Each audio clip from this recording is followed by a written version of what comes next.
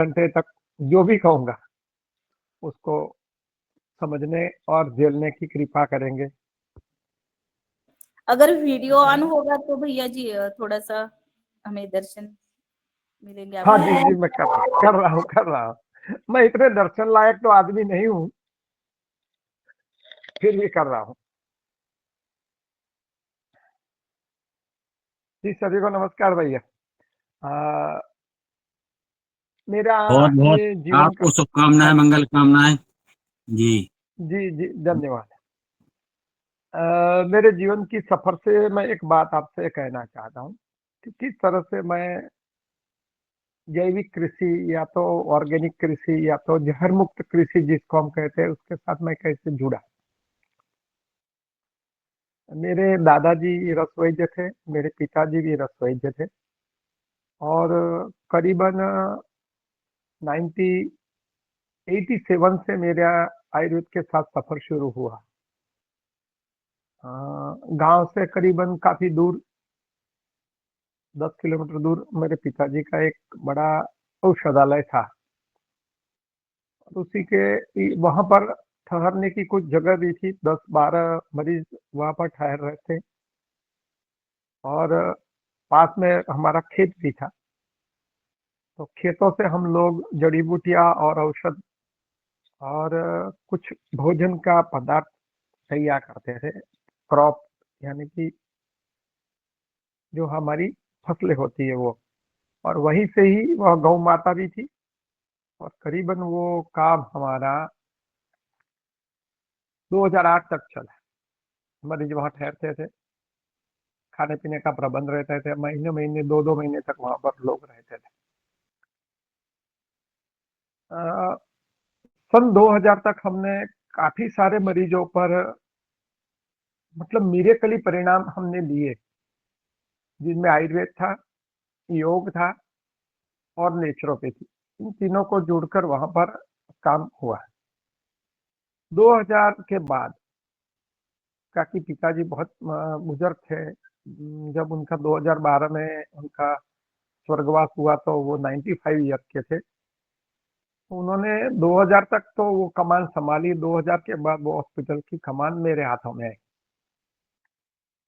जैसे जैसे समय बीतता गया तो हमें लगा कि मरीज ढेर सारे आते हैं, नेचुरोपैथी आयुर्वेद से स्वस्थ होकर वापस भी जाते हैं,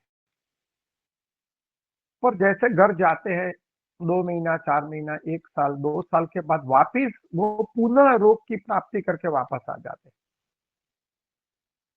बहुत गहन अभ्यास के बाद हमको पता चला कि भाई कुछ न कुछ तो ऐसा है जो हमारे खान पान, हमारे यहाँ के खान पान रहन सहन से उनको मैच नहीं हो रहा है।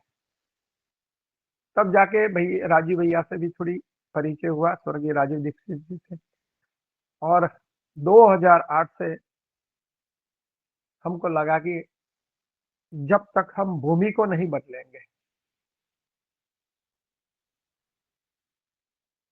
भूमि को स्वस्थ नहीं करेंगे, तब तक स्वस्थ भारत की कल्पना अधूरी रहेगी।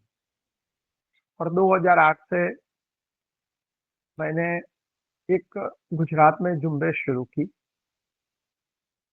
नाम था स्वस्थ भूमि स्वस्थ भारत। उसी के साथ हमने एक अभियान और भी लगाया कि दो चीजों का बदलाव की वजह से ही दिन प्रतिदिन हमारे वहां रोग और रोगियों की संख्या बढ़ रही।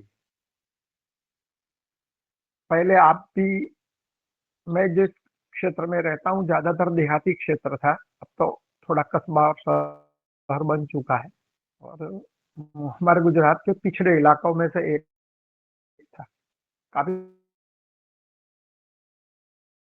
भी था। तो गांव में ऐसे कई लोग थे जिन्होंने जिंदगी भर न तो सुई लगाई हो या न एक दवा की गोली खाई हो, काफी सारे लोग थे।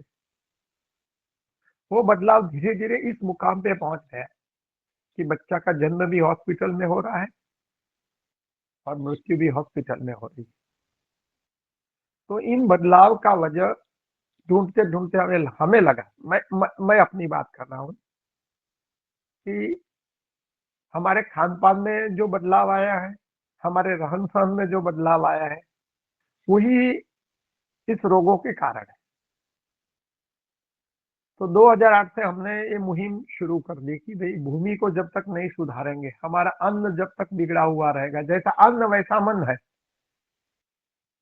तो जब तक अन्न शुद्ध नहीं होगा, अन्न सात्विक नहीं होगा, अन्न जहर मुक्त नहीं होगा, तो स्वस्थ भारत का ये अभियान जो आप हम सब मिलकर चला रहे हैं, कोई योग के माध्यम से चलाता है, कोई आयुर्वेद के माध्यम से चलाता है, कृषि के माध्यम से चलाते हैं, कोई पर्यावरण के माध्यम से चलाते हैं, वो सभी अभियानों कहीं ना कहीं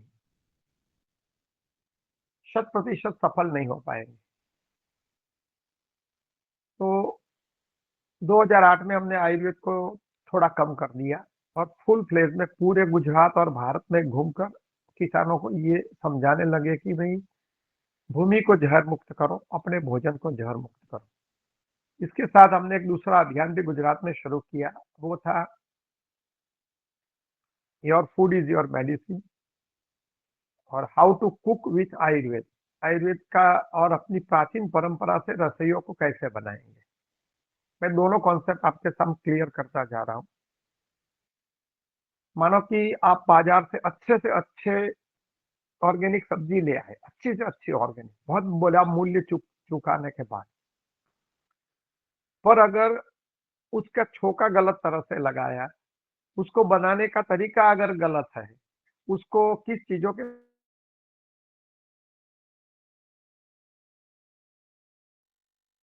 पूरा जो पैसा खर्चने के बाद जो जहर मुक्त पदार्थ हम ले आते हैं, वो सभी हमारे लिए काम के नहीं रहेंगे, क्योंकि उसमें कुछ बदलाव आ जाएगा। मैं एक बात आपको बताता हूँ। हमारे गुजराती में एक कहावत है कि सफल सेब, एप्पल कितने भी कीमती हो, उसका हलवा नहीं बनता है और उसका हलवा बनाकर खा ही नहीं सकते। तो इसी तरह से अगर भोजन का सही ढंग से बनाना और अन्न को सही ढंग से पकाना, अन्न को अपने खेतों में सही ढंग से तैयार करना, इन दोनों चीजों में काफी सारी बदलाव आ चुके हैं। हमारे पुरखे जो खा रहे थे और हम जो खा रहे हैं, पिछले मैं मानता हूं 25-30 साल में ये बदलाव काफी जल्द से आया। हमारी आने वाली पीढ़ियों में ये इतना बदलाव नुकसान नहीं पहुंचाएगा जितना हमें पहुंचा रहा है, क्योंकि हम वो बीच वाली कड़ी है जिन्होंने वो देहाती भोजन भी लिया है और फास्ट फूड भी ले रहे हैं। तो वो हमारे लिए बहुत ही नुकसान करता है। हमारी पीढ़ी सबसे ज्यादा रोगों से आक्रांत हो रही है। तो उसमें 2008 से मैंने जब गांव में घूमना शुरू कर दिया, लोगों के पास गया, लोगों के खेतों में ठहरा, 2020 तक मैंने ये बदलाव शुरू कर दिया। 2020 से हालांकि मैं थोड़ा निजी पारिवारिक मामलों से बाहर नहीं निकल पा रहा हूँ, अपने खेतों में काम कर रहा हूँ, अपने औषधालय में काम कर रहा हूँ, पर सबसे बड़ा किसानों के आसपास घूमने से एक बात का मुझे पता चला। हर किसान ये जानता है कि भाई ये जहर है, मुझे ये नहीं डालना है खेतों में, इससे मेरी कृषि नहीं करनी। आप जैसे आप भी जानते हो कि बाजार से जो चीज हम लाते हैं, हम जानते हैं कि उसमें जहर है, पर हमारी मर्यादा है कि भाई जहर मुक्त पदार्थ नहीं मिल रहे, तो हम वो जो मिला है वो खा रहे हैं। किसान की भी वही हालत थी कि उनको इनपुट्स जो मिलने चाहिए, जहर मुक्त इनपुट्स नहीं मिल रहे थे, तो उन्होंने वो रास्ता अपनाया। समय की मांग भी ऐसी थी कि उस वक्त हम भोजन में स्वावलंबी नहीं थे, अन्न के बारे में, तो हमने डीएपी, यूरिया, इन सभी चीजों का अपने खेतों में इस्तेमाल किया। लेकिन उसके साथ एक बड़ी गलती हो गई हमसे। इन चीजों के साथ खेतों में हमें गोबर खाद भरनी थी। जितनी गोबर खाद ज्यादा भरी गई होती, तो आज जो भूमि का स्ट्रक्चर, सॉइल स्ट्रक्चर जो बिगड़ा हुआ है, वो नहीं बिगड़ता। पर हुआ क्या, यूरिया डीएपी से एकदम प्रोडक्शन जल्दी आता है, उसमें मेहनत कम लगती है, पैसे कम लगते थे, तो किसानों ने अंधाधुंध पेस्टिसाइड केमिकल फर्टिलाइजर का यूज शुरू कर दिया। और मनुष्य का स्वभाव भी ऐसा है कि जो आसान तरीका होता है वो सबको अच्छा लगता है, किसान हो हम हो कोई भी। मानो कि आज एलोपैथी की एक गोली लेने से हमारा दर्द दूर हो जाता है, तो हमारे में से ज्यादातर लोग काढ़ा नहीं पिएंगे, रसाहार नहीं करेंगे, योग आसन नहीं करेंगे, क्योंकि वो लंबी प्रोसेस है। ठीक इसी तरह से किसान ने भी वो शॉर्टकट ले लिया और भूमि को बंजर बना दिया। जैसे जैसे भूमि बंजर बनती गई, वैसे वैसे उनको और खाद की जरूरत पड़ती रही, और विष चक्र अब ऐसा हुआ है। मैं जिस क्षेत्र में रहता हूँ, मैंने इस क्षेत्र के पानी के कुछ सैंपल टेस्ट करवाए। मैं आपको बताते हुए बहुत दुखी हूँ कि पूरे एशिया में सबसे ज्यादा स्प्रिंकल और टपक सिंचाई, जिसको ड्रिप इरिगेशन कहते हैं, वो मेरे क्षेत्र में 100% है, जो शायद पूरे एशिया में कहीं पर नहीं है। पूरा हमारा क्षेत्र, कहीं पर हम लोग फावड़ा लेकर कृषि करते ही नहीं, पूरे फवारे लगे हुए हैं। मेरे तहसील की बात कर रहा हूँ। तो इस तहसील का नमूना का बारे में जब हमने पानी का टेस्ट करवाया, तो पानी में यूरिया की मात्रा सबसे एशिया में ज्यादा मेरे क्षेत्र में है, और सबसे ज्यादा किडनी फेलियर, हार्ट अटैक और कैंसर के मरीज भी मेरे क्षेत्र से मिल रहे हैं।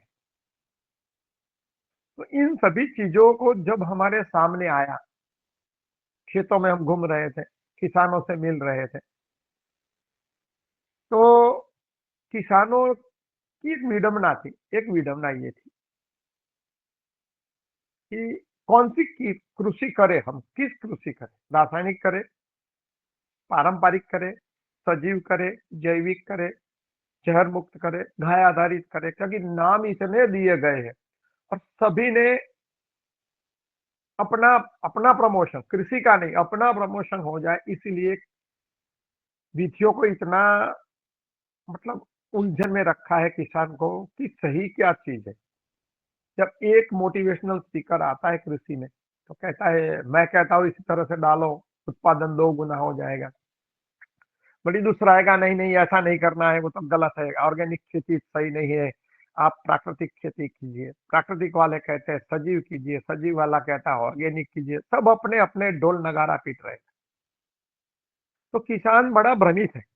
जब मैं किसान के खेतों में रहता हूं तो पता चलता है कि भाई क्या किया जाए, कौन सच्चा, क्या सही है।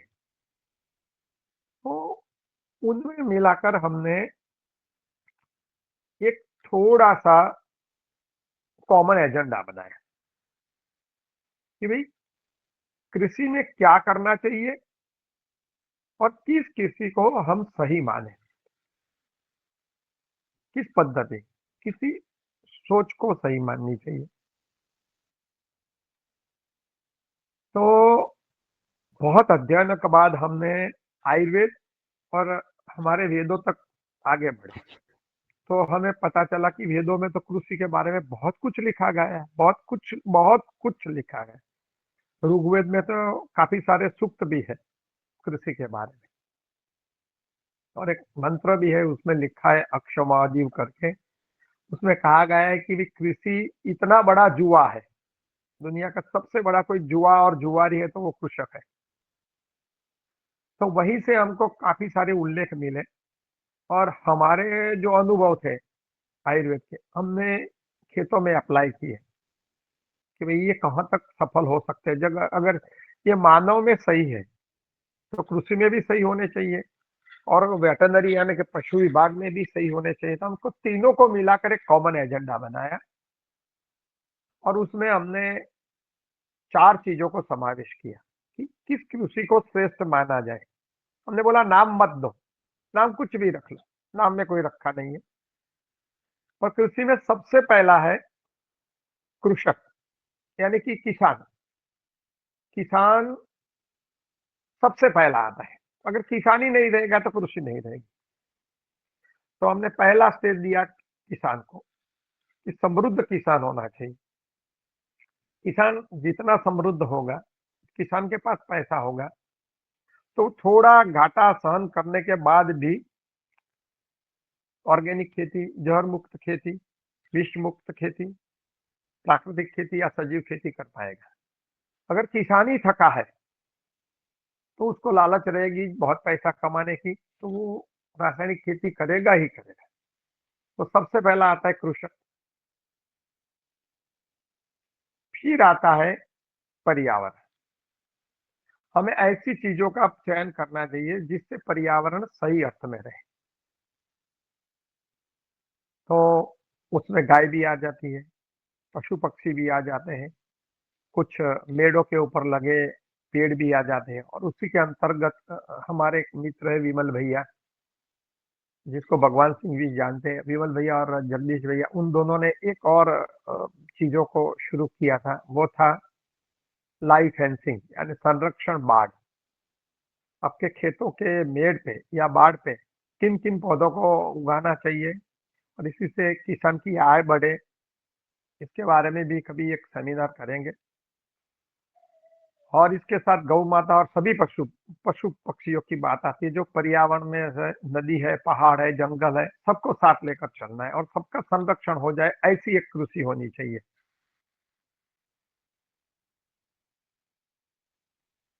हाँ हाँ जी, हाँ जी, प्लांट के, हाँ वो कह सकते हैं। तो उन्हीं के साथ न सिर्फ अकेली गाय, हम लोग गाय आधारित कृषि कहते हैं क्योंकि गाय श्रेष्ठ है, तो हमने उसका एक सिंबल लिया है कि भाई गाय को गाय आधारित कृषि कह सकते हैं।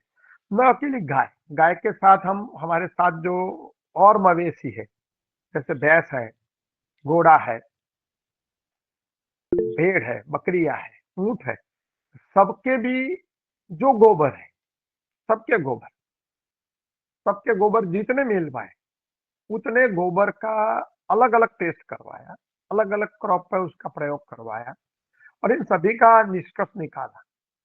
क्योंकि अकेली गाय से खेती नहीं हो पाएगी, गायों की संख्या हमारे वहां बहुत कम रह गई। हालांकि हमारे राजस्थान और गुजरात बेल्ट में बहुत है, पर वो पर्याप्त नहीं है इनका गोबर।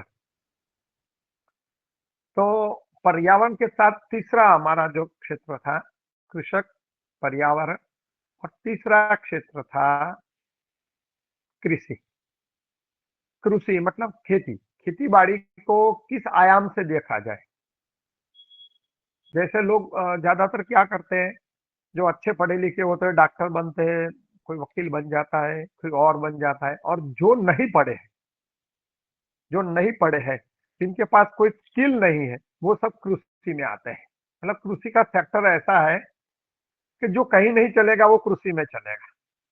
और इसीलिए कृषि में जो टेक्नोलॉजी का यूज होना चाहिए, भाई देखो, पारंपरिक खेती के साथ कुछ टेक्नोलॉजी का यूज करना ही पड़ेगा, वो इस समय की अनिवार्यता है। तो ज्यादातर किसान उन टेक्नोलॉजी से नहीं जुड़ रहे। जैसे मैं कह रहा हूँ कि मेरे क्षेत्र में सबसे ज्यादा हमने फवारे लगा रहा है, तो पानी की बचत हमारे वहां लगभग लगभग 60% पानी की बचत होगी। तो इसे टेक्नोलॉजी का यूज कृषि में करना और कृषि को बचाना, ये तीसरा स्टेज था। और चौथा और आखिरी स्टेज हमने जो निकाला है वो है उपभोक्ता।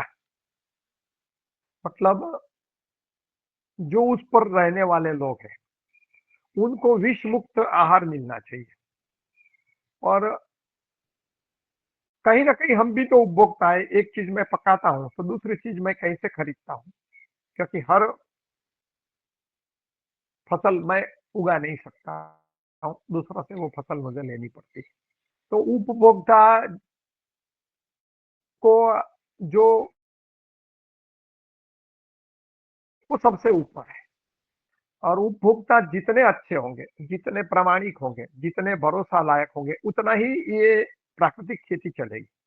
किसान की सबसे बड़ी विडंबना है कि पका तो लेता है लेकिन बेचे तो बेचे कौन, क्योंकि गांव में कोई खाने वाला नहीं है और शहर में जो खाने वाले हैं वहां पका नहीं सकते। तो इन दोनों को जोड़ने की एक कड़ी बन के एक सेलिंग का ट्राई किया जाए, तो उसके बारे में भी कुछ काम हमने किया।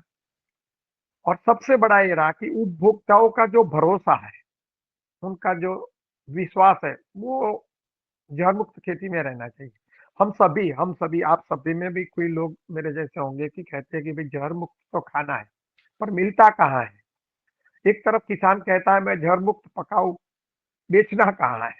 दोनों छोरे छेड़े, मतलब दोनों ओर से बीच में जोड़ने वाली कड़ी अगर कोई बन जाए तो उपभोक्ताओं को अच्छे से अच्छा भोजन मिल पाए और किसान को आमदनी हो जाए। तो हमने उस पर भी एक सोचा, मतलब ये चारे चीजों मिलाकर जो हो सके वो श्रेष्ठतम कृषि है।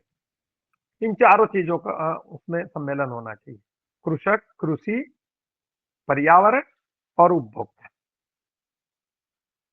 तो इस कृषि को हम श्रेष्ठ कहेंगे। नाम आपको जो भी देना है, आप जो भी नाम देना है आप दे सकते हो उसको। आप जहर मुक्त दे दो, प्राकृतिक दे दो, जैविक दे दो, गाय आधारित खेती दे दो, कुछ भी कृषि का नाम दे दो, पर इनमें इन चारों चीजों को समावेश करना ही पड़ेगा और चारों उपायों को बैलेंस करके हमें चलना पड़ेगा। तो इतना समय घूमने के बाद हमने सोचा कि भाई ऐसा कुछ निकालो जो कम खर्च वाला हो, प्रकृति को मजबूत करता हो, किसान की आमदनी बताता हो और उपभोक्ताओं को जहर मुक्त चीजें मिलनी चाहिए। ज्यादातर उपभोक्ताओं संशय मना है, संशय मन से कोई भी चीज खरीदते हैं किसान से तो उनके मन में एक संशय रहता है कि वाकई में ये जहर मुक्त होगा। फिर भी वो मतलब डरे हुए हैं, मतलब द्विधापूर्ण अवस्था में वो खरीदता है कि चलो चलो एक बार ले लेते हैं, चलो लेते हैं, क्योंकि न तो हमारे पास कोई टेस्टिंग का ऐसा कोई चेन है, और जो टेस्टिंग की चेन है वो इतनी महंगी है, इतनी महंगी है कि न तो उपभोक्ता उसको टेस्ट कर पाता है, न किसान उसको करवाता है। क्योंकि आज हमारे गुजरात में अगर आप जिनमें से तेल निकलता है, तेली बिया बोलते हैं हम लोग, ऑयल जो पाक है, उनका अगर ऑर्गेनिक टेस्टिंग कराने जाएंगे तो 7 से 8 हजार रुपया खर्चा है। जो उपभोक्ता जो मानो कि साल में वो 2-4 kilo, 10 kilo, 50 kilo, 100 kilo oil लेता है, उसके लिए तो ये शक्य नहीं है, न उस किसान के लिए शक्य है। तो इन सभी चीजों से मिलकर हमें कुछ ऐसी चीजें ढूंढ निकालनी है, ऐसी चीज ढूंढ भी निकाली है कि जो उपभोक्ताओं को विश्वास को बढ़ाए और किसान का खर्चा कम करे। तो ये सब होने के बाद भी पूरे देश में दवाखाने बढ़ रहे हैं, हॉस्पिटल बढ़ रही है, सरकार और हम खुश हो रहे हैं कि भाई चलो हमारा हेल्थ सेक्टर बढ़ रहा है। हम भी कहते हैं कि भाई हेल्थ सेक्टर में हमारी काफी सारी प्रगति हुई है। मेरा मानना है ये हेल्थ सेक्टर नहीं है, ये सिक सेक्टर है, मतलब रुग्णालय है, या ये स्वास्थ्यालय नहीं है, रुग्णालय है। ज्यादा से ज्यादा दवाखाना बढ़ेंगे, ज्यादा से ज्यादा दवाइयां बढ़ेगी तो उसका आशय एक ही रहेगा कि ज्यादा से ज्यादा रुग्ण पैदा करना, ज्यादा से ज्यादा मरीज पैदा करना, ज्यादा से ज्यादा रोग पैदा करना और उस पर अपना जीवन निर्वाह करना। ये योगाहार है, ये नेचुरोपैथी है, ये आयुर्वेद है, उनका मूल मंत्र है स्वास्थ्य देना। ये हेल्थ इंडस्ट्रीज है। अच्छा खाना, अच्छा पहनना, हाँ, योगाहार है, योग है, प्राकृतिक चिकित्सा है, ये सब जो चीजें है वो स्वास्थ्य इंडस्ट्रीज है, वो हेल्थ सेक्टर है। और हेल्थ हमें वहीं से मिलेगा, हेल्थ किसी दवाखाने से नहीं मिलेगा, कोई डॉक्टर के पास से आपको नहीं मिलेगा। तो ज्यादातर इन स्वास्थ्य स्वास्थ्य की एक व्याख्या आयुर्वेद ने कहा है कि भाई, आयुर्वेद में कहावत है, स्वस्थ से स्वास्थ्य रक्षणम च विकार से रोग प्रशमन। आयुर्वेद ने सबसे पहला जो उसका मूल मंत्र है, मोट्टो है, उसमें पहले लिखा है कि स्वस्थ व्यक्ति जो है उनका स्वास्थ्य का रक्षण करना, स्वस्थ से स्वास्थ्य रक्षणम। फिर आता है आतुरस्य विकार प्रशमन, मतलब रोगी का रोग को दूर करना।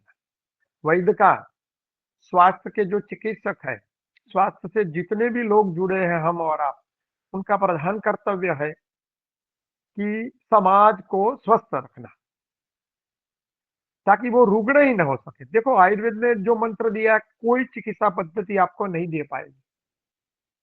आप एलोपैथी में जाओ, होम्योपैथी में जाओ और किसी चिकित्सा पद्धतियों में जाओ तो वहां रुग्णों की चिकित्सा है। समाज को रुग्ण नहीं होना देना है, इसका एक ही क्षेत्र अगर कोई है तो वो आयुर्वेद है, ये योग है, ये नेचुरोपैथी है।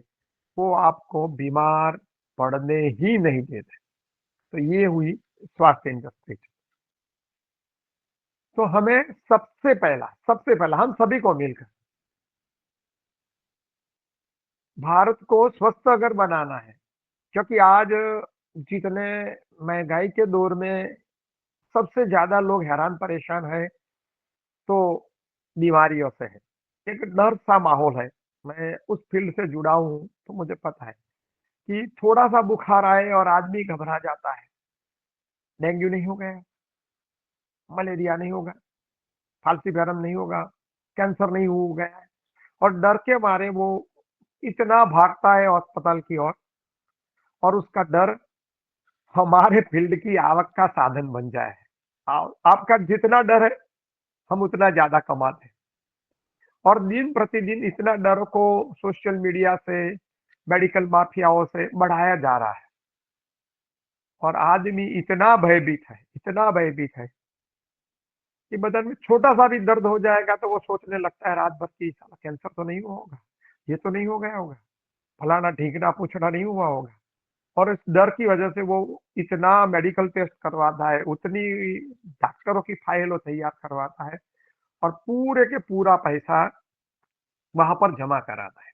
अगर उसका 10वां हिस्सा, ये मैं भाव देके आप सभी को बताना चाहता हूं, इसका 10वां हिस्सा भी अगर हम अपने स्वास्थ्य सेक्टर में लगाए, जल्दी उठे, योग करें, अच्छा भोजन लें और अच्छा विचार, तो मैं मानता हूं हमारा 90% पैसे बचेंगे और हम स्वस्थ रहेंगे।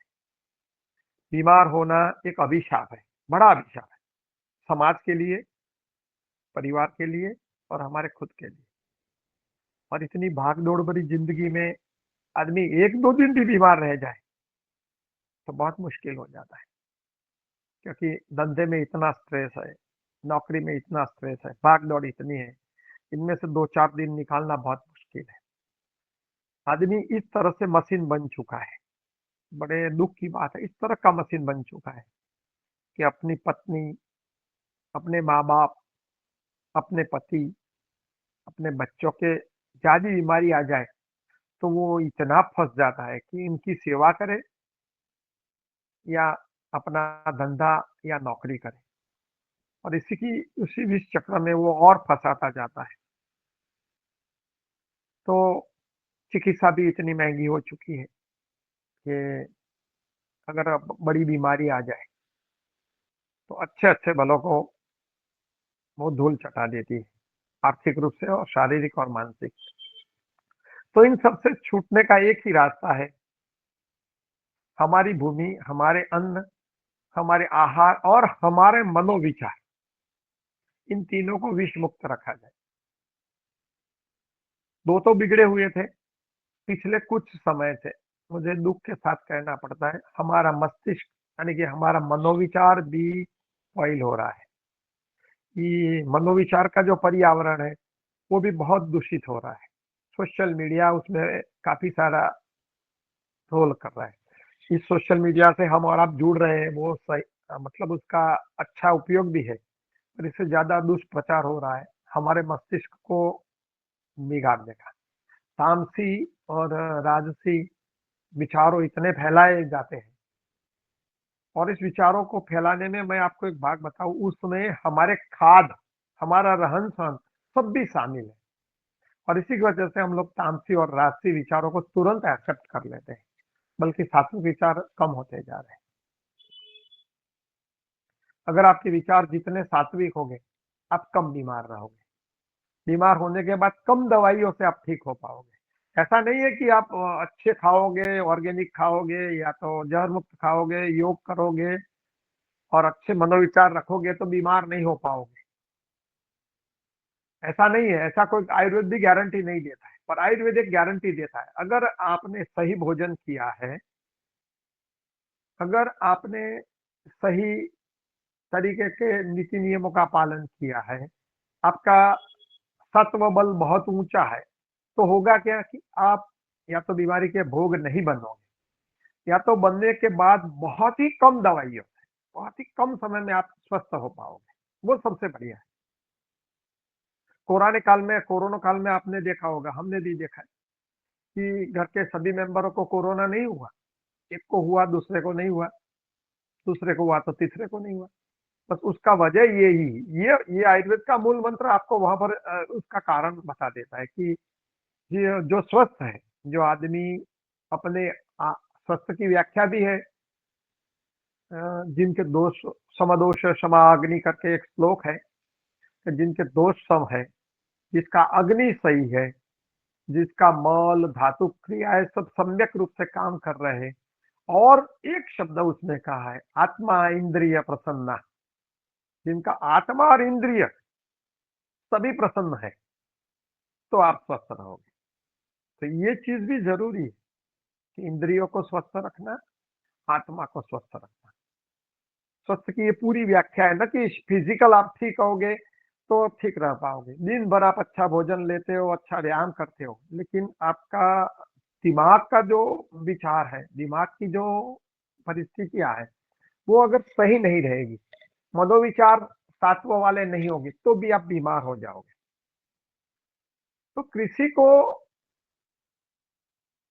सबसे पहले सुधारने की आवश्यकता है, और कृषि को सुधारने के लिए हमें ज्यादा से ज्यादा गौ माता की जरूरत है, ज्यादा से ज्यादा पशुपालन की जरूरत है, क्योंकि गोबर खाद के बिना भूमि ठीक नहीं होगी, और भूमि जब तक ठीक नहीं होगी, उनमें पैदा होने वाले अन्न ठीक नहीं होंगे, और जब तक अन्न ठीक नहीं होगा तो हमारा मन ठीक नहीं होगा।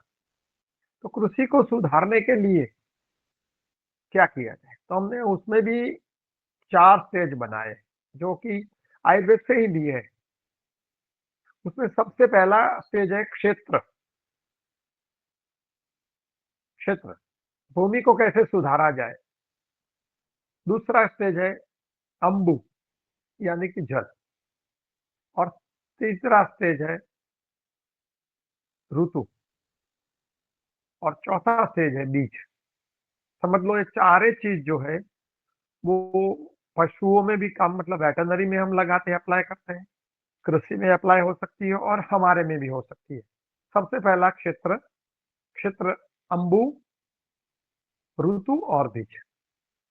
ये 4 कॉन्सेप्ट जो है हमने इतने सालों के मेहनत के बाद निकाले हैं, और जो हमने निकाले मतलब हमने खोजे नहीं है मित्रों, वो आयुर्वेद में है, अपने वेदों में भी है। आयुर्वेद में इन चारों चीजों से अच्छी संतति उत्पत्ति की एक बात होती है। जैसे अच्छी फसलों की बात है, ऐसी बात है अच्छी संतति पैदा होना।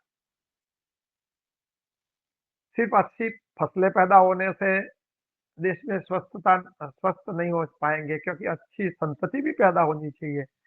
अच्छी संतति ही अच्छे लोग पैदा कर पाएगी, अच्छे लोग अच्छी लोकशाही बना पाएंगे, और अच्छी लोकशाही हमें अच्छा राजा दे पाएगी, और अच्छा राजा हमारे लिए सुशासन दे पाएगा। तो ये क्षेत्र, अंबु, बीज और ऋतु, इन चारों को हम स्टेप बाय स्टेप देखते चले जाएंगे। तो सबसे पहला है क्षेत्र। क्षेत्र शब्द वेदों में है, और वेदों में भी क्षेत्र के बारे में काफी सारी बातें की गई है। भूमि के बारे में उर्वरा, रजवला, ऐसी 3-4 बातें की गई है, किस भूमि को श्रेष्ठ मानते हैं। तो आज हम क्षेत्र के बारे में बात करेंगे। क्षेत्र का धीमे धीमे अपभ्रंश होके खेत हुआ, खेतर हुआ, खेतो हुआ, एक क्षेत्र शब्द से आया है। और क्षेत्र का जो रक्षण करता है वो है क्षेत्रपाल, यानी कि किसान। और खेतों में जो काम करते हैं वो 2 लोग हैं, सिर और सुन। ये वेदों के शब्द है। सिर का मतलब है खेतों में काम करने वाले मजदूर, जो खेतों से जुड़े हुए हैं, जिनकी काम ही है बस फिजिकली वर्क करना। और सुन का अर्थ है कृषि वैज्ञानिक, जिनका कृषि के आधार में मार्गदर्शन देना। और वेदों ने एक बहुत बड़ी बात की है। हमारे वहाँ एक प्रचलन कहा जाता है कि भाई मैं जिस क्षेत्र में रहता हूँ ज्यादातर जैनी लोग हैं, और वहाँ पर एक प्रचलन है कि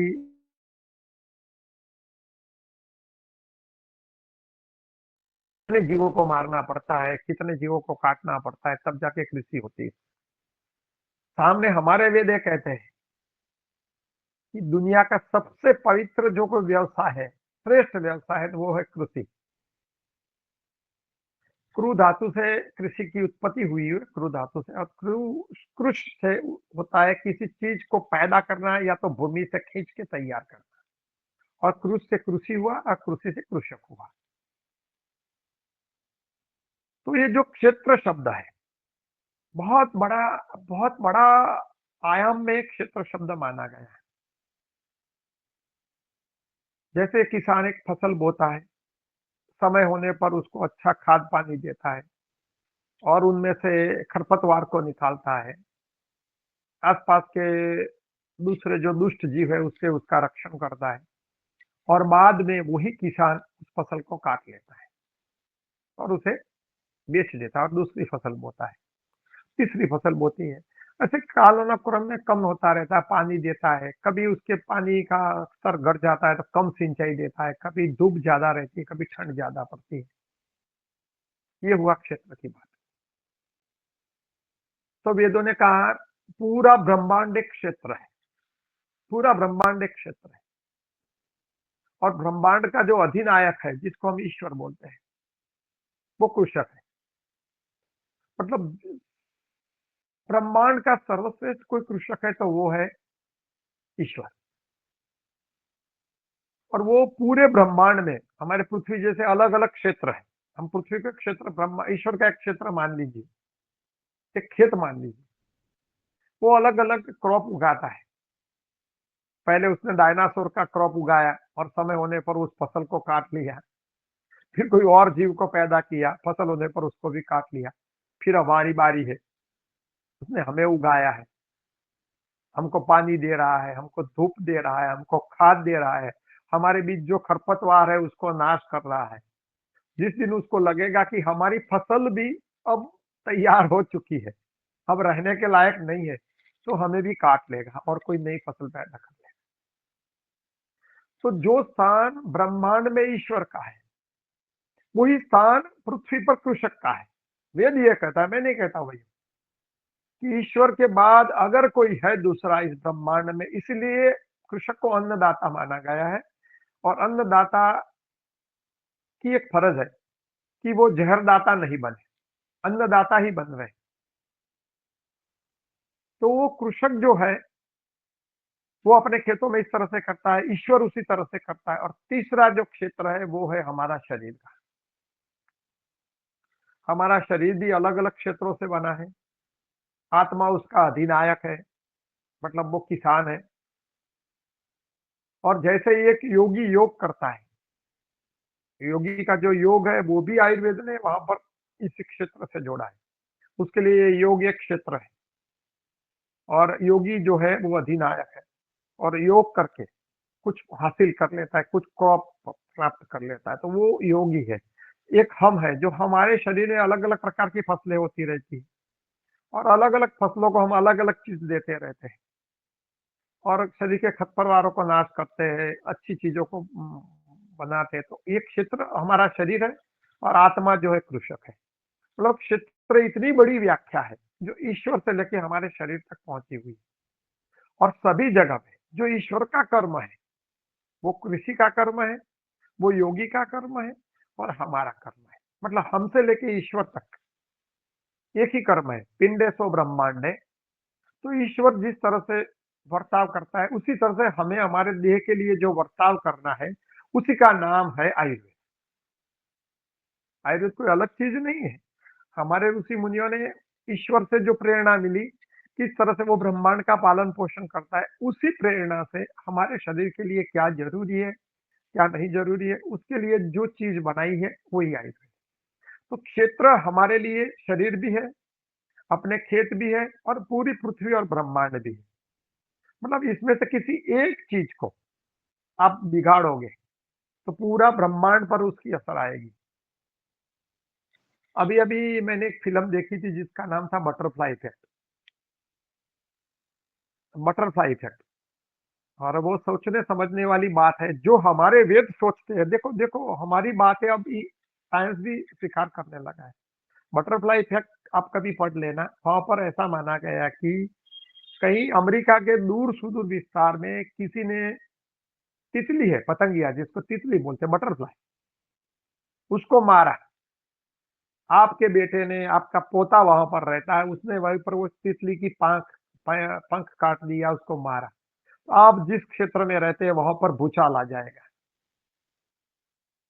आपको लगेगा कि भाई भाई जी क्या बात, सुबह सुबह सठिया गए हो क्या? ऐसा थोड़ा हो सकता है, ऐसा कैसे भी नहीं हो सकता है। तो जो हमारे वेद कहते थे कि अगर आपके क्षेत्र में कुछ बदलाव किया आपने तो पूरी असर ब्रह्मांड तक जाएगी, ईश्वर तक जाएगी। तो वही वो बटरफ्लाई इफेक्ट कह रहा है। मैं आपको एक छोटी सी बात से बटरफ्लाई इफेक्ट समझाने की कोशिश करूंगा। जो हमारा मूल मुहिम का एक पार्ट है, आपके खेत के बागड़ की ओर चारों ओर आपने एक फेंसिंग लगाई है, लाइव फेंसिंग है, बाढ़ है, बड़ी सी जीवंत बाढ़ है, समझ लेना। बटरफ्लाई इफेक्ट समझनी है तो यहां से आप समझ पाओगे। एक बड़ी सी बाढ़ लगाई खेतों की आसपास। आपका लड़का पढ़ा लिखा है, उसने कहा कि बाढ़ निकाल दो और वायर फेंसिंग कर देते, तारों तारों की जाली वाली, आपने कर दी। तो बटरफ्लाई इफेक्ट वहां पर कहता है कि आपको आपको नहीं तो आपके बेटे को, आपके बेटे को नहीं तो आपके पोते को कैंसर होगा ही होगा। फिर आप कहोगे भाई साहब क्या बात कर रहे हो? तो मैं बता रहा हूँ ये बटर इफेक्ट है, बटरफ्लाई इफेक्ट। कैसे? तो हमारे खेतों के जो मेड़ है, जो खेतों की बाढ़ है, बागड़ है, लाइव फेंसिंग है, उसमें काफी सारे जीव रहते हैं जो हमारे मित्र कीटक है। जैसे कुछ चिड़ैया है, कुछ क्या बोलते हैं उसको, मंगूस, नोलिया बोलते हैं हम लोग, नेवला, सांप है, छिपकली है, काचिंडा है, गिरगिट जिसको बोलते हैं। ऐसे कई चीजों का वो आश्रय स्थान है। समझ लेना, ये बहुत समझने वाली चीज। जो हमारे मित्र मित्र लोग हैं, जो हमारे साथ जुड़े, वो बागड़ में रहते हैं। आपने कभी खेतों में कभी रहने को उनको जगह नहीं होगी और रहेंगे भी। और आपके खेतों में आपके दुश्मन रहते हैं, जो पाक के दुश्मन इंसेक्टिसाइड्स है, पेस्ट है, वो आपके खेतों में रहेगी। वो बागड़ में बहुत नहीं रहती, क्योंकि उनकी लाइफ साइकिल छोटी है, उनको कम समय में ज्यादा प्रजोपत्ति कर लेनी है, उनका रहने का घर ही क्रॉप है। और जो आपके मित्र कीटक है वो बागड़ में रहते हैं। अब होता क्या है, बागड़ के अंदर मानो कि आपके पास एक पेड़ है और इस पेड़ पर एक छोटी चिड़ैया ने अपना घोंसला बनाया, और वो चिड़ैया अपना भोजन के लिए 10 से 20 किलोमीटर तक जाकर अपना भोजन ले आती है। आपको भी पता है, आप देखो सुबह कितने भी पंछी उड़कर बहुत दूर दूर तक जाते हैं और भोजन लेके शाम को वापस अपने घोंसले में आ जाते हैं। पर होता क्या है कि जब वो चिड़ैया अपने अंडे रखेगी घोंसला बनाकर, समझ लो ये समझने वाली बात है, तो उस अंडे को गर्म रखने के लिए हर पल उसके ऊपर बैठना पड़ता है। कोई भी पक्षी हो, तो ज्यादा दूर तक भोजन के लिए नहीं जाएगा जब तक उसके बच्चे उड़कर तैयार होकर नहीं जाएंगे। तब तक वो आपके खेतों के आसपास से ही अपना भोजन का प्रबंध करेगी, और उसका भोजन आपके खेतों की पेस्ट है। अब आप खेत में 2, 4, 5, 25 चिड़ैया रहती है और उनके 4 बच्चे हैं, पति पत्नी दोनों है, तो वो आपके खेतों के काफी सारी पेस्ट कंट्रोल करते रहे, जो हम नहीं समझ रहे। नेचुरली पेस्टिंग कुदरत का एक बड़ा सर्कल है, हमें और कुछ नहीं करना है। अगर जैविक कृषि करनी है, प्राकृतिक कृषि करनी है, तो हमें उन साइकिल को नहीं तोड़नी है, बस उन साइकिल को समझना है और उन साइकिल को बढ़ावा देना है। अब आप जैसे लाइव फेंसिंग निकाल दोगे तो साइंस कहता है उनमें बिल्कुल सूक्ष्म माइक्रो बैक्टीरिया से लेके बड़े जीवों तक के 300 से 350 मित्र कीटक आपके उन बागड़ में रहते थे।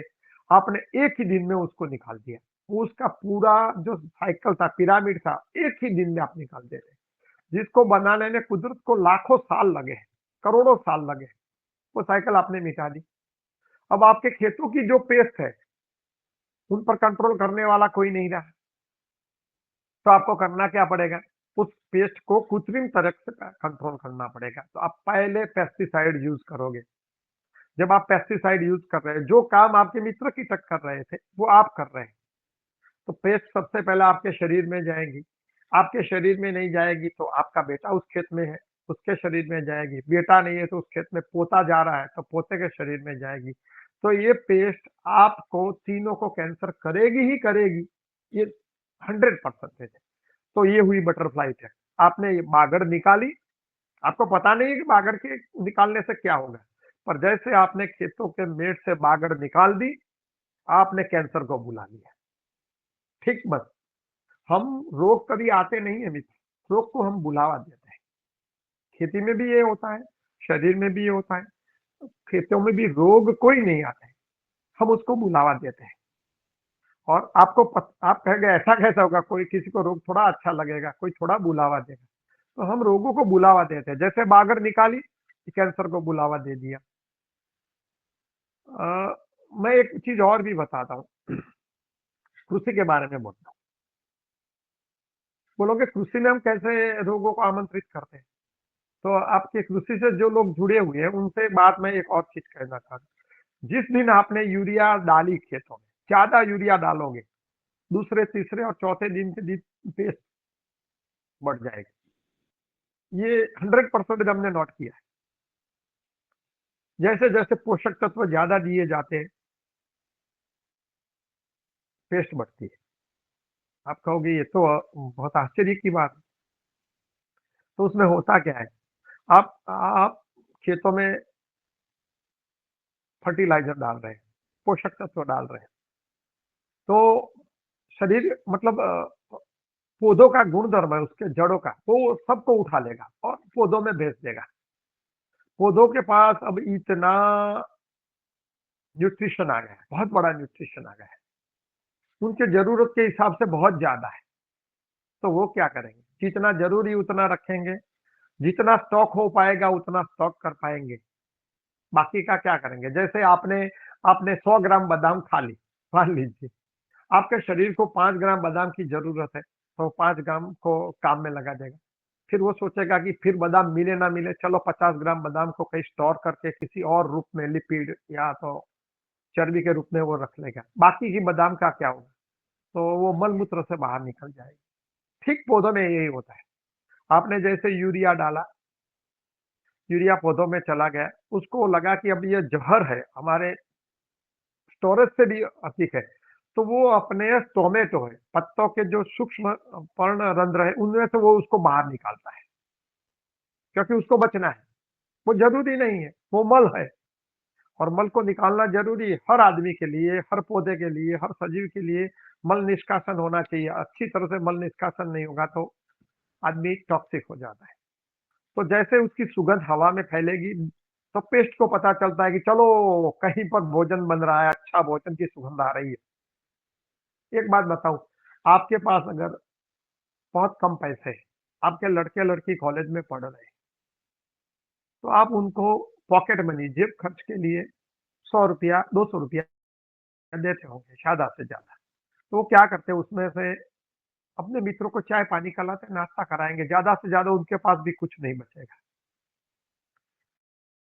तो उनके आसपास जो मित्र है वो कम रहेंगे, बोले अरे यार छोड़ो, वो तो बिल्कुल कड़का आदमी है, या चाय पिलाता है और कुछ नाश्ता वास्ता तो कराता नहीं, घूमने न ले जाता है, न थिएटर ले जाता है, इससे कौन जुड़ेगा? ऐसा लड़का हो तो लड़कियों भी कम जुड़ती है। तो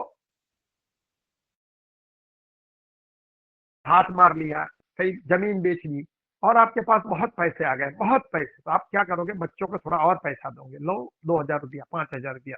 अब वो बच्चा पैसा लेके कॉलेज जाएगा, तो क्या होगा? वो बेफाम खर्च करने लगेगा, तो उसके आसपास जो आवारा तत्व है, जो लुखे है, जिनके पास पैसे नहीं, वो जुड़ते जाएंगे और उनके पैसों पे उपभोग करते रहेंगे और उसको चूसते रहेंगे। ठीक ठीक क्रॉप में यही होता है। ठीक हमारे शरीर में यही होता है। हमें यह समझना है कि इन आवारा तत्वों, जो रोग है उनको हम आवारा तत्व मानेंगे, इन आवारा तत्वों को हमसे दूर रखना है तो क्या करना है? पैसे उतने कमाओ जितना जरूरी है, पैसा उतना इस्तेमाल करो इतना जरूरी है, फर्टिलाइजर उतना डालो जितना जरूरी है, फर्टिलाइजर इतना इस्तेमाल पाक को कराओ जितना जरूरी है। जब तक इन चीजों को हम नहीं समझ पाएंगे तो ये रोग आते ही रहेंगे, रोगों को हम बुलाते रहेंगे, और रोग आते भी हैं हमें स्वस्थ रखने के लिए। देखो उसका पॉजिटिव थिंग भी है, जब तक रोग नहीं आएंगे आपको पता नहीं चलेगा कि शरीर क्या चीज है। एक बार बीमार पड़ जाओगे तो आप तुरंत चालू करते थे, आपकी घरवाली बोलेगी ये सूप ले लो, सुबह सुबह अच्छा नाश्ता हो जाएगा, आपको आराम मिलेगा, बच्चे होंगे तो पाँव दबाएंगे। मतलब जब तक आप बीमार नहीं होते तब तक आपको स्वास्थ्य की कीमत भी नहीं। इसलिए रोग हमारे लिए आशीर्वाद रूप भी तो है। अगर हमने पहले से सुख लिया होता, पहले से आराम किया होता तो रोग आते ही नहीं। वो रोग वही बताते कि पहले सब करो, हमें नहीं आना है। एक आखिर में एक बात करके मैं अपना प्रवचन पूर्ण करने जा रहा हूँ। रोग कैसे आते हैं और कैसे रहते हैं। हमारे एक गुजराती में एक छोटी सी देहाती वार्ता है। हम लोग देहाती वैद्य है, देहातों में रहने वाले काफी सारे वैद्य अब तो गुजर चुके हैं, अब तो आयुर्वेद का नया दौर भी शुरू हो रहा है, नए वैद्य आ रहे हैं। पर जो देहाती वैद्यों के पास जो ज्ञान था, जो कला थी, वो कम लोगों के पास। एक देहाती कथा के साथ मैं अपना प्रवचन पूर्ण करने जा रहा हूँ। एक गांव का पादर था, वहां पर ज्वर, ज्वर यानी कि ताव यानी कि बुखार, और एक पैरासाइटिस आता है जो पशु के शरीर पे रहता है। हम उसको इतरडी बोलते हैं, आप चिंचड़ बोलते हैं, जो पशु का खून चूसता है। और खास करके जो दुधारू ढोर होते हैं, दुधारू मवेशी होते हैं, उनका जो दूध की जगह है जिसको हम बावला बोलते हैं, आंचल, आंचल की जगह के आसपास रहता है। और एक कहावत है, ये इतरडी या चिंचड़ जो है वो दूध के कितने भी पास रहेगा, वो पिएगा तो खून ही, दूध नहीं पिएगा। तो ऐसे दो मित्र गांव के पादर में बैठे थे। तो दोनों ने सोचा कि आज अच्छा शिकार, तगड़ा शिकार मारे। तो सुबह वहां से किसान निकला, तो ज्वर ने कहा कि नहीं, ये किसान बड़ा तगड़ा बगड़ा हट्टा कट्टा, मैं उसके साथ जाऊंगा। तो ज्वर किसान के साथ गया, और थोड़े समय के बाद गांव के बनिया सेठ लोग निकले। अब होता क्या है, देखो किसान खेत में पहुंचा, बारिश का समय था, घनघोर आकाश में बादल छाए हुए थे, पुराने समय की बात है। तो उसने कहा कि भाई मुझे तो बुखार है। तो उसकी उसकी पत्नी ने कहा अगर आप आज फसल नहीं काटोगे तो कल परसों बरसात हो जाएगी, फसल बिगड़ जाएगी, और हमारे बच्चे पूरे साल क्या खाएंगे, हम बनिया का ब्याज कैसे भरेंगे। तो उसने कहा जो होगा वो देखा जाएगा। उसने उसने दाराती उठा ली और पाक को काटने लगा फसल को। जैसे जैसे फसल को काटता गया, शरीर से पसीना आता गया, शरीर ठंडा होता गया, बुखार को भागना पड़ा। फिर उसने आकर थोड़ा पानी पिया, तो फिर बुखार उसके शरीर में दाखिल हो गया। बोला चलो अच्छा ठीक मौसम है। फिर उसने दूसरी हरोड़ काटने की शुरू की, फिर बुखार भाग गया। दिन भर ऐसा होता रहा, बुखार को मतलब शांति से बैठने का टाइम ही नहीं मिला। जैसे किसान दराती उठाकर काटता है, पसीना होता है, बुखार को उतर जाना, भाग जाना पड़ता है। एक तरफ ये हुआ, दूसरी तरफ वो सेठ के घर वो चला गया, चंचड़, इतड़ जिसको बोलते हैं। तो जैसे उसने सेठ को काटा तो सेठ ने आदमियों को हुक्म करा कि उसको निकालो, साले को कहीं से ढूंढ के मारो। तो पूरे नौकरों की फौज उसके पीछे लग गई, सेठ के शरीर पे बैठने ही नहीं दिया। सेठ का खून तो अच्छा था, पर जान बचाकर भाग कर आ जाना पड़ा। रात को दोनों मिले, बोले यार क्या जमाना आ गया है, ठीक से शिकार ही नहीं मिल पा रहा है। तो वहां से एक साधु गुजर रहा था, उसने कहा यार जमाना वही का वही है, जमाना कोई नहीं बदला है, आप बदल गए। बोले कैसे? तो क्या आपने स्थान अलग अलग लिया है। इतर को कहा कि तू किसान के शरीर में जा, और ताव को, बुखार को कहा कि आप सेठ के शरीर में जाओ। समझ लो, ये पूरी बात समझोगे तो हमें, हम जो कहते हैं कि जमाना बदल गया, वो बदल गया, कुछ भी नहीं बदला है, उसके संदर्भ में बात है। तो दूसरे दिन उन्होंने, जब किसान खेत में निकला तो वो चंचड़ था, वो ईतड़ था, वो किसान के शरीर के साथ चिपक के खेतों में चला गया और बुखार सेठ जी के शरीर में शुरू हो गया। तो जैसे वो खेत में पहुंचा तो उसने एक दो बार तो उसको उड़ाने की कोशिश की, फिर उसने बारिश का मौसम देखा तो फिर बोला, "अरे जितना भी खून पीना है, क्या पिएगा, एक छोटा जीव पीकर पिएगा कि इतना, इससे अच्छा कि साल भर का फसल बिगड़ जाए, चलो काटते रहो।" और ईतड़ उसका खून चूसता रहा। रात हो गई, ईतड़ इतना तगड़ा मजबूत होके किसान के शरीर से वापिस आ गया। बोला, अच्छा जमाना आ गया है। इस तरफ वो ज्वर जो बुखार था वो सेठ जी के घर गया। तो सेठ जी की बीवी ने बोला कि क्या है, तुम्हारा मुंह थोड़ा उतरा हुआ है। सेठ जी ने कहा, थोड़ा ठीक नहीं है, शरीर में कुछ हरारी जैसा हो रहा है, ठीक नहीं लग रहा। तो उसने देखा, ओ आपको तो बुखार है। नौकर को पता चला, सेठ के मुनीम को पता चला, सबने सोचा कि भी चलो आज सेठ को बुखार आएगा तो हमको भी छुट्टी मिल जाएगी, हमको काम कम करना पड़ेगा। उसने कहा, सेठ जी लेट जाओ आप। उसको लेटा दिया। नौकर कोई पग दाबने लगा जो चाटुकार था, उसको बोला कि चलो कुछ और मिल जाएगा, काम में से मुक्ति मिल जाएगी और सेठ जी का काम हो जाएगा, हमारा भी नाम हो जाएगा। तब किसी ने कहा कि गांव का बड़ा वैद्य को बुलाओ, ऐसे वैसे वैद्य नहीं चलेगा। गांव के बड़े वैद्य को बुलाया गया। वैद्य ने आकर नाड़ी देखी, देखा कि भी सामान्य सा बुखार है, पर उन्होंने कहा अगर मैं सामान्य कहूंगा तो सेठ को संतुष्ट नहीं होगा और पैसे भी नहीं मिलेंगे। तो उसने कहा, "हाँ, सेठ जी आपको तो बड़ा बुखार है, जानलेवा बुखार है, आपको तो बिल्कुल आराम करना चाहिए।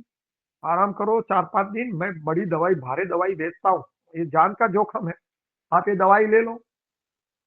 और सेठानी को कहा उनको अच्छे सोफे में सुलाओ, गद्दी तकिया दो, पावन डालो, ये करो, पग चंपी करो। बुखार ने बोला, चलो ये जगह भी तो बढ़िया सारी है, यहाँ पर रहने की मजा है। और वैद्य जी को भी अच्छे पैसे मिल रहे थे तो वो भी बुखार को खींच रहे थे। बस ठीक वही है, ठीक वही हो रहा है हमारे शरीर में।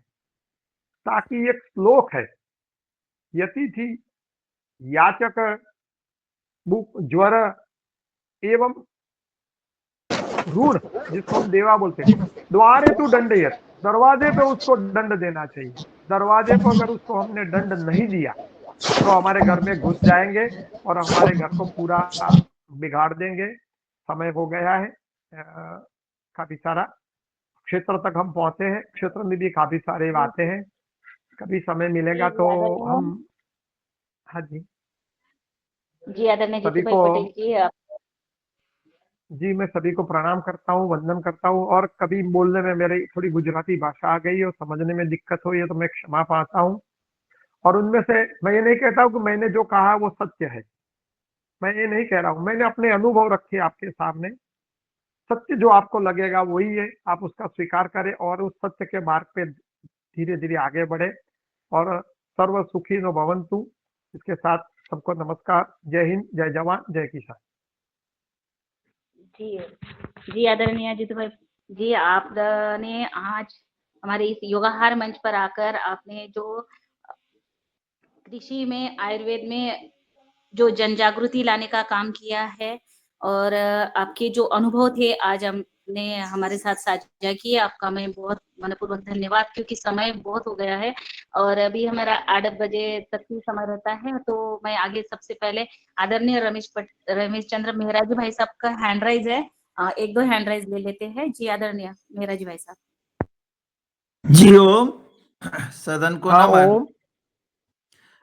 मैं रमेश मेहरा, नर्मदापुरम, मध्य प्रदेश से। सर, आज की हमारी योग कक्षा भी बहुत अच्छी रही और आपकी चर्चा बहुत ही ज्ञानवर्धक और निश्चित रूप से हमको एक नई प्रेरणा देती है। हम इस योगाहार में बहुत दिनों से इस बात को सुन रहे हैं, जैविक कृषि, मतलब 17-18 तरह की पद्धति के संबंध में हमने इस योगाहार के माध्यम से सुना है। कोई किसी पद्धति को बताता, कोई किसी पद्धति को बताता, पर उस पद्धति के जो है कोई मिला जुला ना तो कहीं ये हुआ कि ये पद्धति श्रेष्ठ है या इससे ये होगा। कभी टीसीबीटी वाले कुछ कहते हैं, कभी दक्षिण वाले कहते हैं मिट्टी का उपयोग करो, कभी कीट में रक्षक का उपयोग करिए, मतलब कीट नियंत्रण करिए, फिर कोई कहता है कीट मारिए।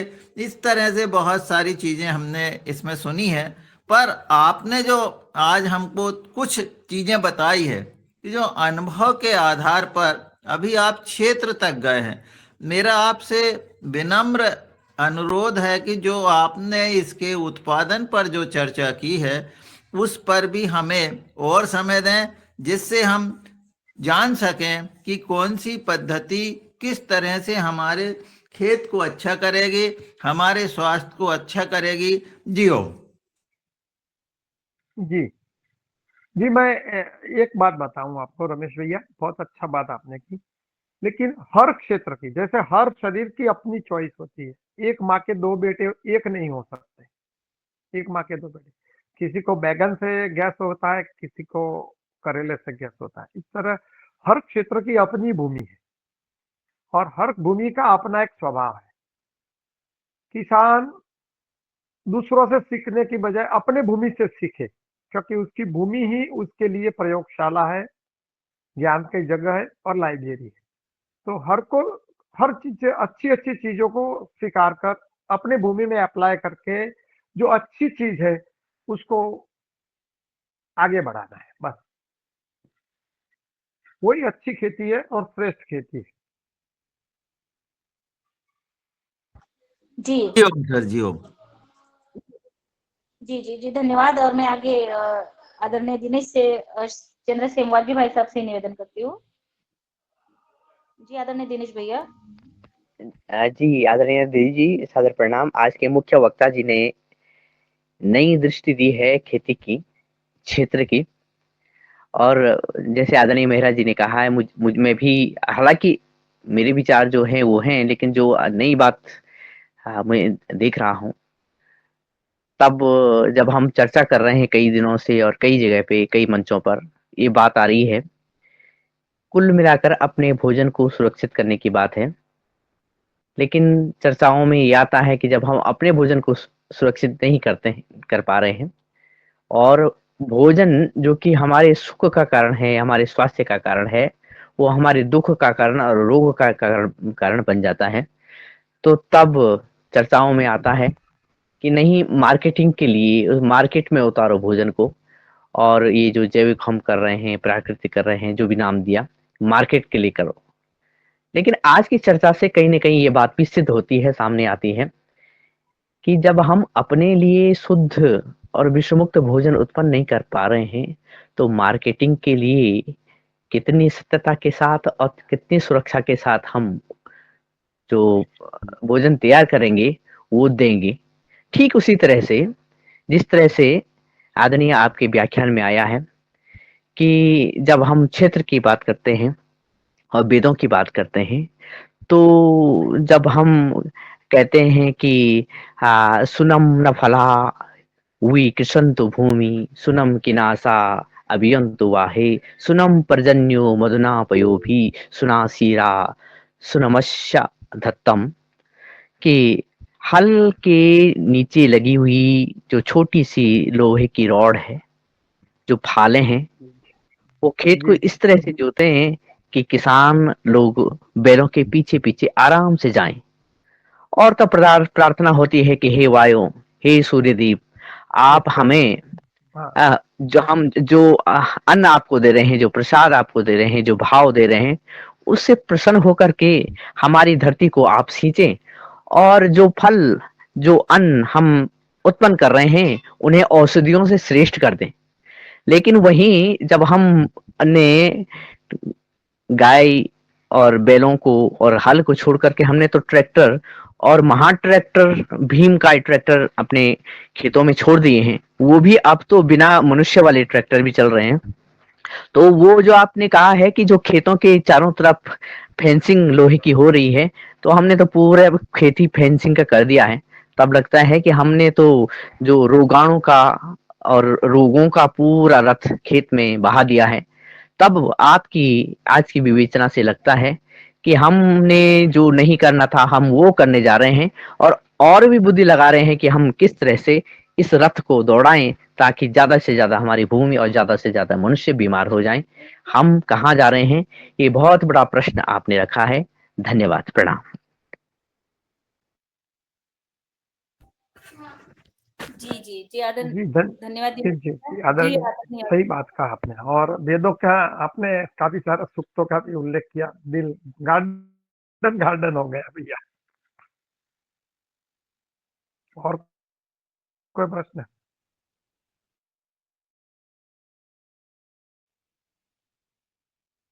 आपकी आवाज नहीं आ रही है। हेलो। हाँ, आवाज जी। कट रही है, आप थोड़ा नेटवर्क में हाँ अब आइए। मैं, हाँ बोलिए बोलिए। और कोई प्रश्न हो तो बोलिए। हाँ, आ रही बिल्कुल आ रही है। हाँ जी मैं आदरणीय अब अशोक पटेल जी। जी अब मैं आगे आदरणीय श्री पवन कुमार सर को सादर आमंत्रित करती हूँ, पतंजलि जैविक अनुसंधान केंद्र हरिद्वार से। आदरणीय पवन कुमार सर। जी धन्यवाद रंजना जी, बहुत सुंदर। आज के हमारे मुख्य वक्ता जी का को भी अभिनंदन करते हुए कि आज उन्होंने जो बातें बताई हैं बहुत सुंदर हैं। हमने इन विषयों पर चर्चा की है अलग अलग रूप में, और लेकिन आज आपने सब चीज़ों का समावेश करने के लिए और एक साझा समझ विकसित करने की जो बात कही है, वो मुझे लगता है कि ये मूल मंत्र है। और यह भी बहुत ज़रूरी है समझना कि हम जो भी किसी भी जगह की अपनी जो परिस्थिति है और उसमें मानव की जो परिस्थिति है और उसका जो मन है, उसके आधार पर ही अगर वहाँ पर उसकी समझ विकसित होती है, वो अनुभव चाहे पूरे विश्व का ले और अलग अलग स्थानों का ले, अलग अलग फसलों का लें, तो लेकिन कृषि का जो कार्य है वो वहाँ की जो स्थिति है, वस्तु स्थिति को कई सारी चीज़ों का जब वो ट्रायल करने की कर पाएंगे, तब जाकर के शायद वो अपने आप में संतुष्ट हो पाएंगे। सीखने के लिए तो बहुत कुछ है, बहुत कुछ करने की किया जा सकता है, सीखा जा सकता है, लेकिन जब तक के उसको जमीनी स्तर पर उतारा नहीं जाएगा और जमीनी स्तर पर वहाँ की हवा, पानी, मिट्टी और वहाँ के जो लोग उसमें जिस तरह से काम करेंगे, जब तक के वो चीज़ खुद करके नहीं देखेंगे, तब तक के तो हम इस चीज़ को हम नहीं कर पाएंगे। ये हम खोज में ही करते रहेंगे कि क्या चीज़ अच्छी रही, क्या चीज़ नहीं रही। और मेरा अनुरोध ये भी है कि इन सब विषयों को हम गंभीरता पूर्वक समझने का प्रयास करें और अनुभव को हम जो हमने अभी परसों मैंने बात कही थी कि हम प्रत्येक सप्ताह जब डॉक्टर चौहान से वार्तालाप करते हैं तो हम अपने अनुभव उनको बताएं कि हमने इस सप्ताह, इस 10 दिन में हमने अपनी खेती में क्या किया और क्या अनुभव हमने प्राप्त किया है, हमने क्या देखा, हमने क्या समझा, हमने उसका क्या निष्पादन किया और उससे हमें क्या अनुभव मिला, उससे हमें क्या सीख मिली, उससे हमने क्या क्या सफल, हमें अपने आप को सफल मान रहे हैं या उसको असफल मान रहे हैं, या जो भी अनुभव है उसको हम समझने का प्रयास करें। तो ये बहुत सुंदर आज की वार्ता, बहुत संक्षेप में आपने बताया। मैं ये भी जानना चाहता हूँ आज के मुख्य वक्ता से, आप गुजरात के किस हिस्से में आते हैं, क्योंकि आपने बताया कि वहाँ पर जमीन बहुत खराब हो गई है, और कौन सा जिला है और कौन सा क्षेत्र है, इसके बारे में भी आप जरूर बताइएगा। और आने वाले दिनों पर जब भी आपको अवसर मिले तो आप हमारे साथ जुड़ के इस तरह की वार्ताओं में जिसमें हम अनुभव आदान प्रदान की बातचीत कर रहे हैं, उसमें आप भी सम्मिलित होने का प्रयास करिएगा, ये आपसे भी सादर निवेदन है। जी धन्यवाद, नमस्कार। समय समाप्त हो गया आज। जी नमस्कार भैया। हम लोग नॉर्थ गुजरात की बनासकांठा डिस्ट्रिक्ट माउंट आबू के पास हमारा पूरा इलाका है और हमारे वहाँ सैंडी सॉइल है। सैंडी सॉइल की वजह से हम लोग फ्लड इरिगेशन से क्रॉपिंग नहीं कर पा रहे थे। पिछले कुछ दशकों से हमने उनमें स्प्रिंकल सिस्टम लगवाई, ड्रिप इरिगेशन लगवाया, उसकी वजह से हमारे वहाँ कृषि में बहुत बड़ी बाढ़ आई और इतने पैसे मिले कि लोगों ने अंधाधुंध पेस्टिसाइड्स और ये सब का यूज करके। पोटैटो बेल्ट है हमारा, आलू हमारे वहाँ सबसे ज्यादा उत्पन्न होते हैं। मतलब ज्यादा तो होते उत्तर प्रदेश के कुछ बेल्टों में, पर हमारे वहाँ जो ईल्ड है, क्षेत्रीय ईल्ड, जो पूरे भारत में सबसे ज्यादा पंजाब के बाद है, तो वो ज्यादा ईल्ड लेने के लिए हमने ज्यादा पेस्टिसाइड्स और ज्यादा फर्टिलाइजर का यूज करके और ज्यादा पानी सैंडी सॉइल की वजह से पानी लीचिंग होने के बाद वो यूरिया और डीएपी भूमिगत जल स्रोत को दूषित कर रहा है। तो ये इलाका हमारा जो है उसको बनासकांठा जिले के नाम से पहचाना गया है। जी धन्यवाद, धन्यवाद। आगे कार्यक्रम संचालन। जी धन्यवाद आदरणीय पवन कुमार सर। और मैं आगे आदरणीय अशोक पटेल भैया का हैंड राइज था। जी आदरणीय अशोक भैया। जी ओम, मैं पूछना चाहे कौन सी पद्धति से खेती करना चाहिए। इन्होंने अलग अलग जो पद्धतियां 3-4 पद्धति बताई जो जिसमें किसान समृद्ध भी बने, पर्यावरण की रक्षा भी हो, उपभोक्ताओं को भी अच्छा आहार मिले, तो ऐसी कौन सी पद्धति? हाँ अशोक भैया, कोई पद्धति का नाम मैं लेना नहीं चाहता हूँ। इन 4 चीजों जिसमें समालित हो, इन चारों चीजों को सम्यक रूप से ठीक तरह से कर सको, वो श्रेष्ठ खेती है। नाम में कुछ नहीं रखा है, मतलब कोई भी चीज जिसमें से आपको जो अच्छा लगे। और सबसे ज्यादा मैं मानता हूँ किसान ही अपने खेतों का ईश्वर है। वो खुद ही निर्णय कर ले कि हमारे क्षेत्र में ये चीज। देखो मैं बताऊं, मैं आलू के बेल्ट में रहता हूँ। अगर मैं आलू छोड़ के यहाँ पर अंजीर उगाने जाऊंगा तो मैं सफल नहीं हो पाऊंगा। मेहनत बहुत लगेगी, पेस्ट बहुत लगेगी, फर्टिलाइजर बहुत लगेगा, खर्च के सामने मुनाफा कम रहेगा। मतलब हर आदमी को अपने क्षेत्र को पहचानना है, अपने पुरखों से कुछ ज्ञान लेना है और उसी कृषि करनी है जिसमें कम से कम उनका जलवायु, उनका वातावरण, उनका पानी ठीक हो, तो कम से कम पेस्टिसाइड और कम से कम खाद से वो हो पाएगी।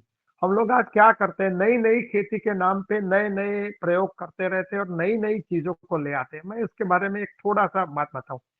हमारा जो क्षेत्र है उसमें पहले मिर्च और बैगन बहुत अच्छे होते थे, बहुत ही अच्छे होते थे। और ये सौंफ जिसको बोलते, उसका भी अच्छा क्षेत्र था।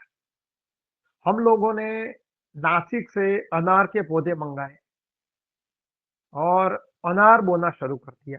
शुरुआत के दिनों में अनार के किसानों ने बहुत पैसे कमाए, बहुत बहुत पैसे। मैं बता नहीं सकता उतने पैसे अनार के किसानों के मिले। तो पूरा बेल्ट अनार को लगाने लगा। अब गलतियां क्या होती है देखो, हमारा जो क्षेत्र था सैंडी सॉइल है। सैंडी सॉइल में नेमेटोइड करके एक सूत्रकृमि जो भूमि में होते वो नहीं थे, कभी भी नहीं थे हमारे भूमि में। तो हमारे भूमि में मिर्च, बैगन वो सब अच्छे होते थे। अब जब नासिक से हम पौधा ले आए, पौधे के साथ मिट्टी आई, उसके साथ नासिक से नेमेटोइड हमारे साथ चले आए और आज ऐसा हुआ है कि पूरा क्षेत्र नेमेटोइड से भर गया। दाडम के क्रॉपों को उठाकर फेंक रहे हैं किसान, आमदनी नहीं हो रही, खर्च बहुत बढ़ गया और नेमेटाइड इतने फैल चुके क्योंकि उसके पूरे परिवेश में जैव चक्र, जैव नियंत्रण में नेमेटोइड का कोई दुश्मन ही नहीं था। तो आज ये हुआ कि हमारे मिर्च और बैगन के क्रॉप और सौंफ के क्रॉप में इतना गिरावट आ गई है, इतनी पेस्टिसाइड यूज हो रही है और नेमेटाइड के लिए किसान मारा मारा फिर रहा है। तो किसान कृषि जो है कोई एक चीज से, कोई एक एक्सपर्ट की बापू की जागीरी नहीं है, कोई एक ऋतु, एक प्रकृति की जागीरी नहीं है। हर किसान अपने खेत को अपना प्रयोगशाला माने और वहीं से शुरू करे। मैं तो कहता हूँ अगर जैविक कृषि करनी है तो एक रात में नहीं आ जाओ, पहले 1-2 कोने में करो, फिर 1 बीघा करो, 2 बीघा करो, फिर आपको पता चलेगा।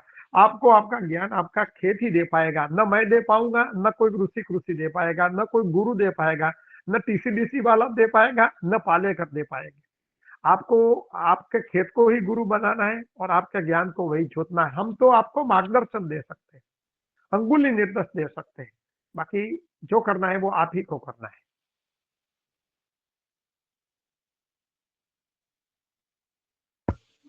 जी जी आदरणीय, बहुत सुंदर वार्ता।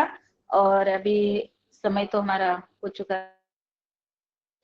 किसी दिनेश भैया का हैंड राइज है शायद। जी नहीं, आदरणीय पवन कुमार सर का। जी जी जी धन्यवाद।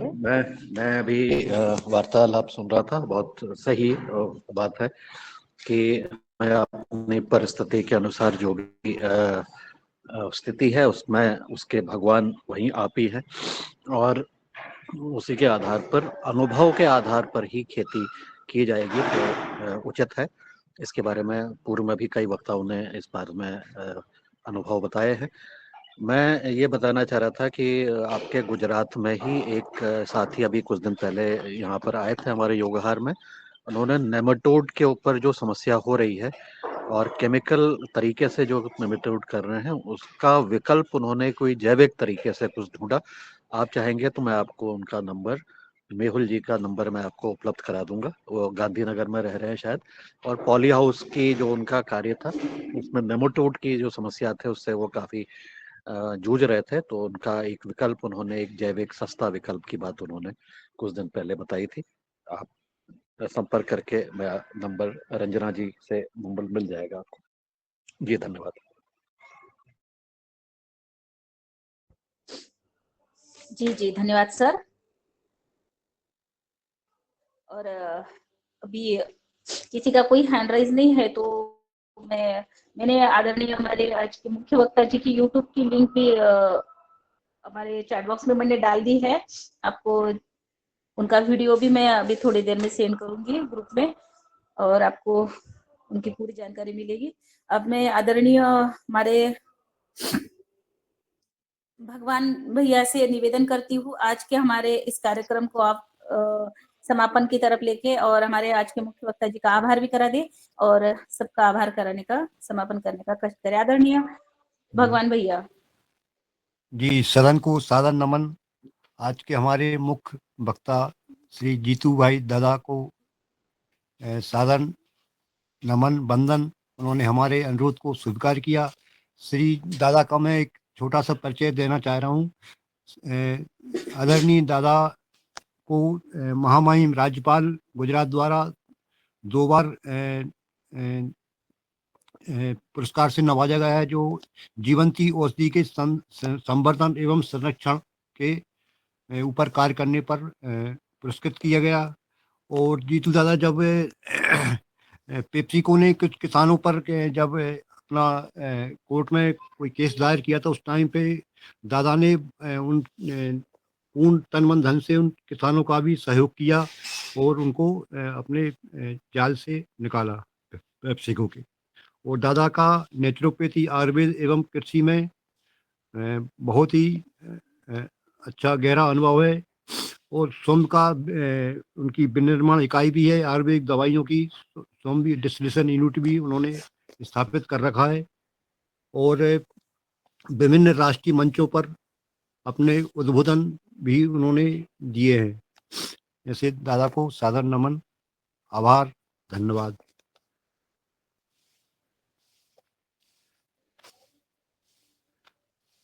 और हमारे आज के मुख्य वक्ता जी की सुपुत्री भी डॉक्टर है, और वो भी मंच पर आने वाले दिनों में योग और आयुर्वेद में वो अपना मार्गदर्शन देने के लिए हमारे आदरणीय मुख्य वक्ता जी ने कहा है कि वो भी आने वाले संडे या कोई भी जो दिन होगा वो योग अपना आयुर्वेद पर अपने बात करने के लिए वो मंच पर आ जाएगी। तो अब हमारे मुख्य वक्ता जी भी लिफ्ट हो गए, और आज मैं आभार आप सबका करती हूँ। आज के हमारे योगाचार्य जी आदरणीय राम कृपाल पटेल भैया और हमारे मुख्य वक्ता जी का मैं बहुत बहुत मनपूर्वक धन्यवाद और आभार व्यक्त करती हूँ। साथ में हम सभी भाई बहन जुड़े कृषि वैज्ञानिक, योग शिक्षक, आप सबका भी मैं बहुत बहुत मनपूर्वक धन्यवाद। और कल सुबह फिर से नई ऊर्जा के साथ और मुख्य जी, वक्ता के सदन साथ को बहुत मिलते बहुत हैं। आभार। मेरे तरफ से भी सदन को बहुत बहुत आभार, बहुत बहुत धन्यवाद।